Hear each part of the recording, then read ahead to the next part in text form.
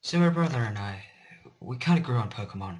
Around a lot of kids did. It worked out perfectly for us too. Every time a new gen came out, one of us would get one version, one of us would get the other. And since our mom liked to spoil us, we both got the third one. This is going to sound, at first, like a bittersweet story about two siblings who grew up with a couple of games that eventually take them down two different roads. Well, it's a little more than that. The years rolled by, we kept collecting. Game Boys got old. We replaced them. Cartridges finally gave out. We picked up new copies. But we started down two completely different roads before Ruby, Sapphire, and Emerald came out. You see, around then my brother got a Game Shark. We'd heard all the hacks and cheats you could do with them, even if we were kind of late to the party, and they sound awfully cool. Our first guinea pig cartridge was my brother's old blue version. We just dicked around with it a little bit, nothing major, but whatever we did fucked the cartridge up. After a couple of code entries, it glitched out completely and became unplayable. Naturally, we were upset at first. My brother mourned the loss of his hours of work, and I was sympathetic. I told him it's okay. We can replace it, I guess. Stupid shark was a waste of money. But here's where our paths finally differed. After seeing the mess it had turned blue version into, I had become opposed to the idea of hacking or cheating any of my Pokemon games. What can I say? I act like a girl. I feel feelings for the little pixel critters. At least with that Game Shark. But my brother had taken his game destruction as a personal challenge or something. I don't think he ever played a game after that which wasn't hacked somehow. Yeah, we played a shit ton of Pokemon, man. But for us, there really wasn't much else to do. We lived way out in the country without many other kids, and the farmers didn't want us on their property. So, we played Pokemon out on the lawn just all day, every day. It was pretty awesome to us, at least. We lost the Game Shark when rooms got moved around. A new addition was built into our house, and it disappeared into the mess of shit that got stuffed into the new closet. Ruby, Sapphire, and Emerald arrived, and after playing through them once, we both in agreement that thought they were definitely lacking in comparison to the last gen. We both tried another honest playthrough, and though we managed to finish it, left us both yearning for some good old-fashioned nostalgia. Where were our old gold, silver, and crystal cartridges, though? It took us probably a month to dig through the boxes we'd been too lazy to open up before, but we finally found one full of a shitload of our old electronics. My purple Game Boy Color still worked. His red one could no longer hold a battery in place. Both our GBAs were fine, though, along with our snake lights and link cables. That one with the nifty little connector in the middle that I had always wrapped up oh so carefully to avoid fraying the wires and condemning it to the trash like the last cable. Both grabbed up everything we could. It was so nice to have yellow, which had been my first and most cherished game of any series, not just Pokemon, and red and gold back. We went through the motions of checking our old files, taking in all the good memories, and eventually we figured the Gen 1 stuff was too nostalgic to get rid of. I started gold, and he restarted silver. Immediately he snatched the Game Shark out of the box and slipped it into the back of his GBA. I just shook my head at him and remembered what I said to him. That thing will kill your game, you know. He never had liked me preaching to him about abusing pixels. I shut my mouth after that. But I took him off playing with me. I guess it's just one time too many or something. I don't know how to keep my thoughts to myself, really. It was a couple of days later that it happened. I was out on the porch, Game Boy in hand, just about to go into the Elite Four when I realized I needed a little help. My team was ill-balanced thanks to my playing through for leisure, and at the time I was no great trainer that could pull off gimmick runs. And neither our brother had been 2 badges ahead of me when we last checked with one another, so I was hoping maybe he would let me borrow a Pokemon or 2, just for this run through.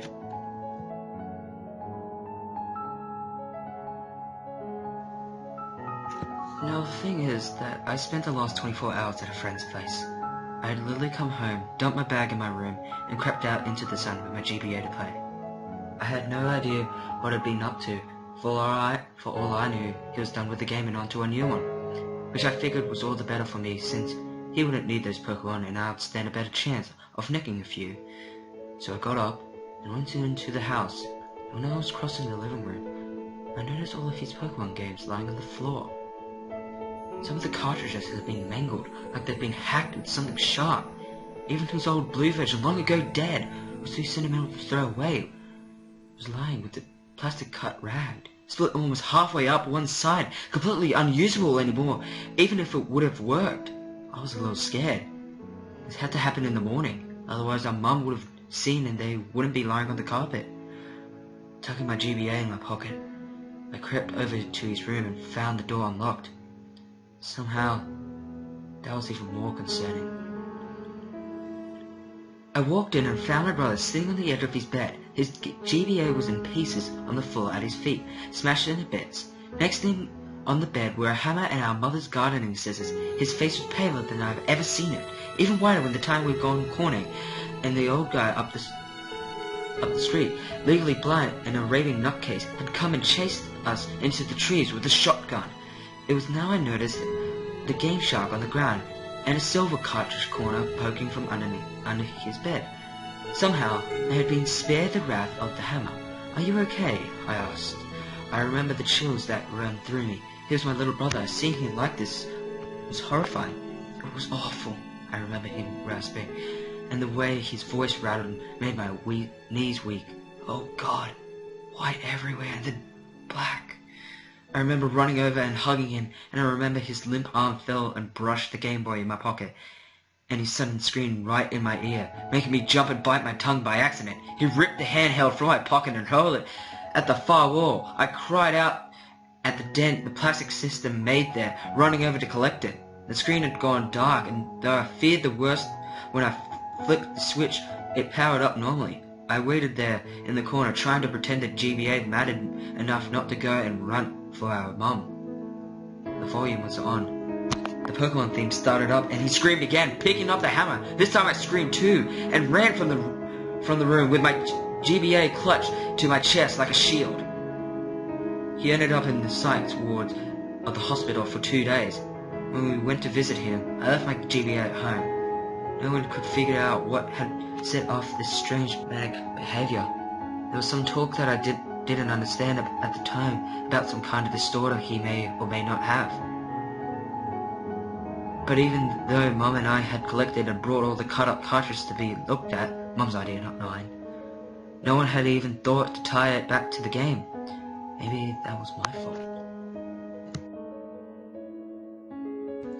I hadn't said a word about what happened when he had accidentally touched my Game Boy, or the blind, white terror he had been thrown into when the music had started.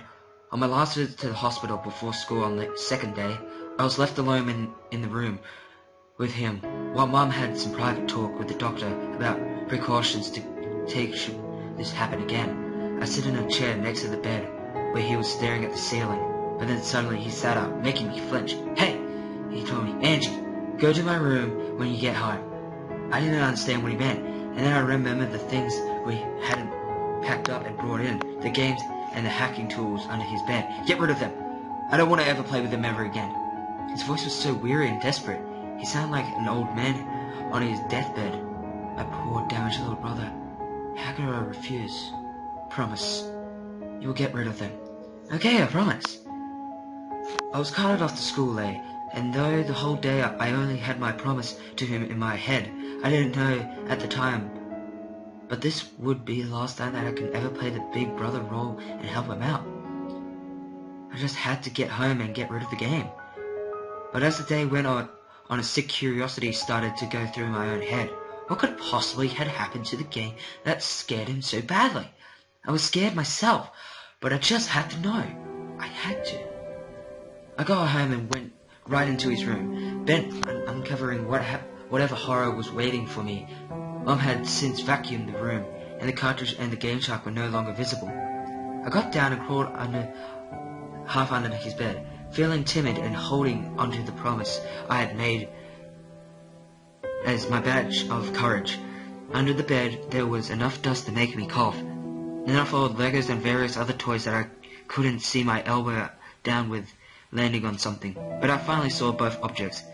They'd been shoved to the corner, on top of a notebook that looked too new to have been down there long. Unthinking, I grabbed the corner of the paper and dragged everything out of there with me, still wheezing from the dust, allergies and all. They looked so innocent, simple toys in a simple spiral bound bunch of papers. When I set the silver version and the Game Shark on the floor, I took a closer look at the notebook.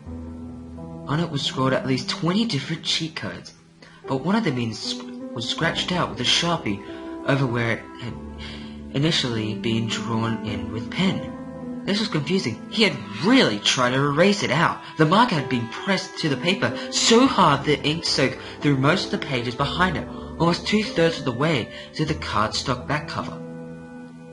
But pen has a way of sticking around.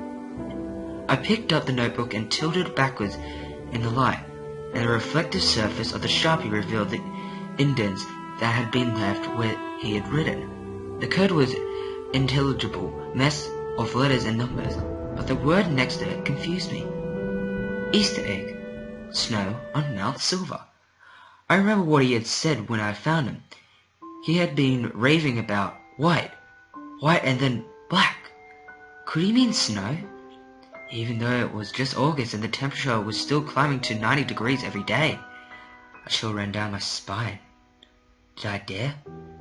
I picked everything up and brought it to my room and laid it out on the carpet in front of me with my own GBA next to it.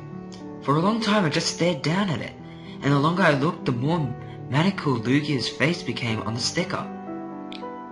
Like some kind of twisted grin, like it was daring me to find out what had happened to my brother. I was a 14-year-old kid. Did I really want to tempt fate and risk ending up like him? I glared down at Lugia for a while longer. I had to see. I slid gold out of my GBA and stuck silver in its place. It took me almost 15 minutes to compose myself and turn it on. It started up normally. I left the sound on low, too afraid of what I might hear to keep it up the full way, and too curious to turn it down the whole way down. The title screen was normal too, Lugia again, but somehow menacing despite my common sense telling me that it was exactly the same picture as every other time I had started up the game. How bad could it be? I asked myself. His note said Easter egg. Didn't that mean that it was already coded in the game? The menu had come up, still absolutely normal. His character was Blake, with a mostly filled Pokédex, but the time was odd. 999 hours, 99 minutes. I knew he couldn't have played that long. I barely logged 50 hours on my own game and I was at the Elite Four. And I was playing slowly. Probably the result of his hacking fucked up his file. I thought, well, whatever then. The game started up and the first thing I noticed was a prolonged black screen. It took almost a minute for anything to change, and there was no sound at all. The hairs on my back of my neck were standing up already, but it was too late to turn back. Finally, a very dim sort of map came onto the screen, but it looked like static. What was going on? I squinted down and realized with a fearsome pang that this was actually the Mount Silver map. But what I thought was static was heavy falling snow. So this is where he had last saved his game. I checked his party, a very normal team for someone who has been using a Game Shark, Typhlosion, Feraligatr, Meganium, Pidgeot, Tyranitar, Lugia, all level 100 with the modded moves, typical for him. Something was odd about the sprites, though. Strange enough, seemed sudden, in a way. Their colors seemed washed out, and their expression lacked the usual vigor they normally had. I chalked this up as missing pixels or something, also due to hacking. The map had brightened up with just a smidgen. When I closed out of the start menu, indeed, snow was somehow falling very heavily. Pixel danced across the screen, so fast it was hard to see this little sprite that was my brother's character. Something was off about him, too. When I checked the information, it was the same as the Pokemon sprite. The colors were dull. In fact, now that I thought of it, he almost looked frostbitten. My stomach tightened as I turned and I tried to move back down the mountain. As I hit the bottom of the screen, words popped up, and there was finally a sound. My sprite hitting an invisible wall. I can't turn back now. That was unsettling. I went into my Pokemon and tried to use Pidgeot's fly ability. I can't find this. Obviously referring to the snow. Fuck this, I thought, going into my bag. There was an escape rope. I tried to use it. I can't go back anymore. What was going on? Once again, I tried to walk back down the mountain. My horror, the words changed with every attempt. I can't run away. I can't go back down. I can never go back. The last one sent a frigid feeling through my heart. There was no way down the mountain. I had to climb. Turning the little sprite around, I moved him forward.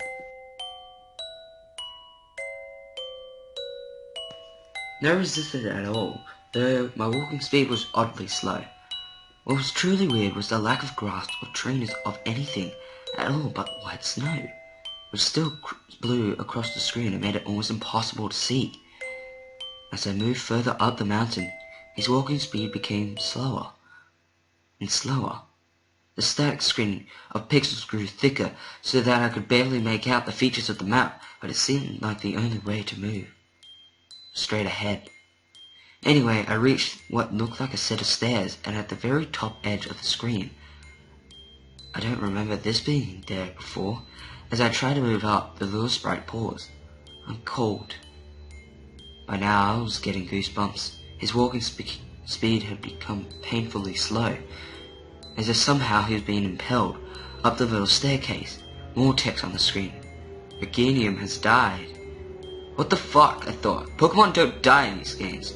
I checked my party and was frightened and confused by what I saw. Beganium's sprite had been replaced by a red X. All of my other Pokemon sported varying degrees of damage, though I hadn't battled once. I went into my bag and found a single revive, and I tried to use it. Too late, it said. What kind of Easter egg was this? There wasn't much else I could do. Trying to turn around and yield the same message as before, so I kept moving. Pidgeot has died. I checked again. Sure enough, there was a little X. This time I selected and looked at the Pokemon itself, trying to figure out what was wrong. I wish I hadn't. The sprite was mangled. Pieces of it were missing. What was left was splotched with a sickish blue-grey color, and its eyes were solid black pits. I flipped down to Meganium. Same deal. A leg missing, a chunk of its neck, most of its head. Same with that pitch-black, dead eyes. Morbid curiosity urged me onwards, and the path never deviated from the straight upward road I had traveled the entire time. Along the way, every now and then, another party Pokemon would die. An examination of the sprite would show it was the same condition as the others, until all that was left was Typhlosion. One more staircase was up ahead. I climbed it, braced for whatever horror awaited me. I hit the summit. It was deserted. Red was nowhere to be found. The snow had stopped falling. In the very center of the map was something sticking out of the snow.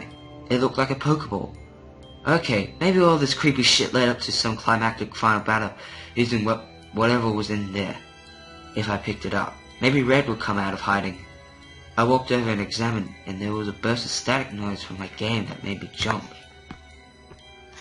What appeared on the screen was a battle animation. My trainer sprite appearing.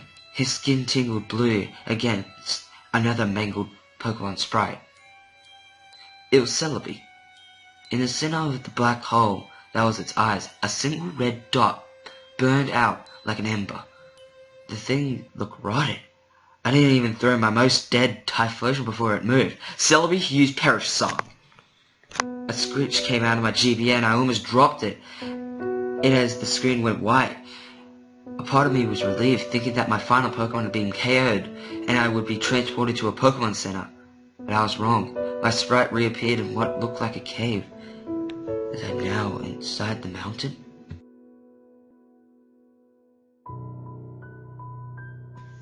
I checked my trainer card and felt sick. The sprite was just as mauled as the Pokemon had been. A leg gone, a single eye remaining, pitch black and so sad looking. Tears welled up at the corner, and every color of him was replaced by those 6 shades of frosty blue and grey. Every stat of the card was reduced to 0, except the time. which still read 999 hours, 99 minutes. I quickly moved back to the map. His sprite there mimicked the horror I had become on the trainer card. Pieces were missing. Everything was discolored. I started trying to walk, and at the first I received a message. It's so cold. There was only one direction to go. Upward. I moved on, and every now and then would be stopped by a message that made my heart sink lower and lower. Mother, it feels so cold. I can't go on. The walls as I walked became darker and darker until they were pitch black at the end. There was an exit there, marked only by a white outline. I had no other choice but to go through it. It opened into a chamber that was also solid white. The only way to distinguish the walls was a thin grey line that marked them separate from the floor. Against the far wall was another sprite, red sprite. Intact I'd come this far, I had to finish this. Walked right up to him and hit A. The battle started. Red sprite had none of the deformities that marked my own. The colours were the same blues and greys, but he was intact. He just looked extremely sad. His first Pokemon came out, Venusaur. It was just like my own and mean, but level 0. With a speck of health, I sent out Typhlosion, which just had 6 health points left. No Pokemon made a sound when they were brought into battle. Venusaur used Struggle. There was no animation, just a single point of damage done to Typhlosion, and then the imposing sprite dropped off the screen. Venusaur had died. There was no text asking me to switch out. Instead, there was just what I took the dialogue from Red.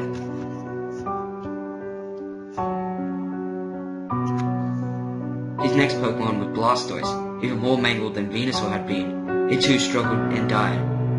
After each round, they were that ominous from their trainer. Every sprite was more damaged than the last. His Espeon was barely distinguishable as a Pokemon. I realized something. He was sending them all out of order, which saved one Pokemon for last. Pikachu came out, and it was grotesque. It too was discolored like it was frostbitten. It was missing an ear, half of its body, and tail. Its head was mostly intact, but its eyes were much larger than they should have been, and glared out at me like pitch-black windows into hell. But the thing that got me the most was the giant smile that extended almost all the way to the edge of his head. Its health was somehow at 0, or at least looked that way. My hands were shaking. I didn't get a chance to attack. Pikachu used Pain Split. Pikachu has died. Typhlosion has died.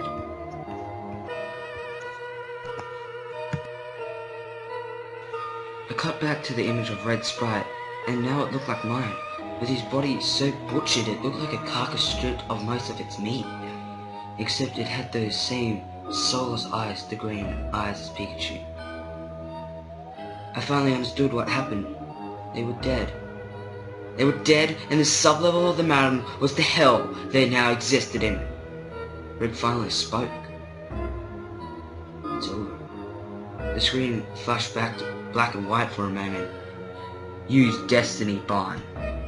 A horrible, hideous scream started to issue from my GBA. The screen went white, and it shrieked at me. I threw it on the floor and pressed my back against the bed. The horrible noise continued for several long moments while the screen stayed white, then went black. There was silence. It took me a long few moments, but I eventually stood up. I took the Game Shark, I took the notebook, I took that fucking possessed game. I picked them all up and carried them to the garbage. And we have already set out our morning pickup. At the end of our long, winding driveway, I threw them in. When I got back to the house, I don't know what made me do it, but I picked up the yellow version and inserted it into my Game Boy. I think it was part of me determined to make sure that it didn't somehow being trained as well. The music started up, the game played. I turned to my Pikachu and hit A. Its smiling face greeted me with an ear twitch and a big pixelated smile. A pleasant, normal smile. I turned my game off and spent the next hour crying on the floor. My brother and I never played Pokemon together ever again. We gave it up for good. I stopped to replaying my comforting unhacked games. That winter, the snow fell thick.